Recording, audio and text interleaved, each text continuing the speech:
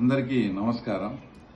తర్వాత పులివెందుల ప్రజలు తర్వాత అందరూ కూడా ఒకసారి ఆలోచన చేయండి. ఇప్పుడు పులివెందుల్లో చుట్టూ ఉండే సర్కిల్స్ అన్నీ కూడా ఎక్కడ ఏది వదిలిపెట్టకుండా రాజశేఖర రెడ్డి గారి విగ్రహాలు మీరు పెట్టారు. మొత్తం టోటల్గా 12-14 విగ్రహాలు ఉన్నాయి. మేము కడపలో అత్యంత ప్రతిష్టాత్మకంగా మహానాడు జరుగుతుంది కాబట్టి మేము అనంతపూర్ జిల్లా నుంచి వచ్చే మా కార్యకర్తల కోసం భోజన ఏర్పాట్లు పులివెందుల్లో చేశాం.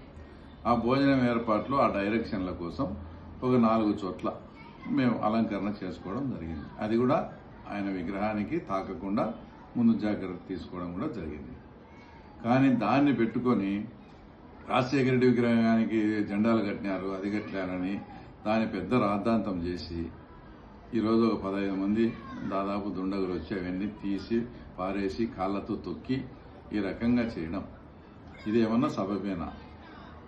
అంటే ఊరికి ఉండే వాళ్ళని రెచ్చగొట్టి రేపు మాకు అత్యంత ప్రతిష్టాత్మకమైన కార్యక్రమం మేము పెట్టుకుంటే అందులో భాగంగా మేము అలంకరణ చేసుకుంటే దాన్ని ఈ విధంగా పాడు చేసి శాంతి భద్రతలకు విఘాతం కలిగించడం ఇది న్యాయమేనా, ధర్మమేనా?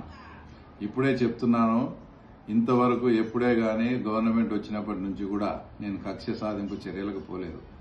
మా ఊర్లో మా చిన్నాన్నను చంపిన వాళ్ళతో కూడా మేము చాలా బాగా ఉన్నాము, కక్ష సాధింపు లేకుండా. ఇట్లా మీరు మమ్మల్ని కెలకద్దు. మమ్మల్ని కెలుకుతే మాత్రం తీవ్ర పరిణామాలు ఉంటాయి. తర్వాత మీరే తర్వాత పడాల్సి వస్తుంది. ఇప్పుడు నిజంగా రాజశేఖర రెడ్డి గారు అంటే మీకన్నా మాకు ఎక్కువ గౌరవం.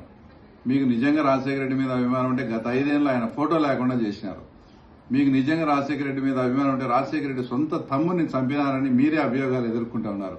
అక్కడికి ఈరోజు ఎవరైతే నాశనం చేసిన ఆ దుండగులు కానీ వాళ్ళ కానీ మీకు నిజంగా మీలో చీము నెత్తులు ఉంటే, రాజశేఖర రెడ్డి మీద నిజంగా మీకు ప్రేమ అభిమానం ఉంటే రాజశేఖర రెడ్డి తమ్ముని చంపిన కేసులో మీరు ఎందుకున్నారని వాళ్ళని పోయి చొక్కా పట్టుకొని ఆ తర్వాత నిలదీయాల్సిన అవసరం నిజంగా మీరు సక్రమైన కార్యకర్తలు అయితే వైఎస్ కుటుంబానికి రాజశేఖర రెడ్డిని తమ్ముని చంపిన కేసులో మీ పేర్లకు ఎందుకు వచ్చాయని మీరు వాళ్ళను గట్టిగా నిలదీయాల్సిన పరిస్థితి. అంతేగాని ఇలాంటి శాంతి భద్రతల జోలికి పోయి ప్రశాంతంగా ఉండే పులివెందుల వాతావరణాన్ని డిస్టర్బ్ చేస్తే మాత్రం దుష్ట శిక్షణ శిష్ట శిక్షణ ఖచ్చితంగా చేయాల్సి వస్తుంది. ఈ విషయాన్ని పులివెందుల ప్రజలు కూడా ఎవరిది మాది తప్పు అయితే మీరు కూడా ఆలోచన చేయమని కూడా కోరుతా ఉన్నాను.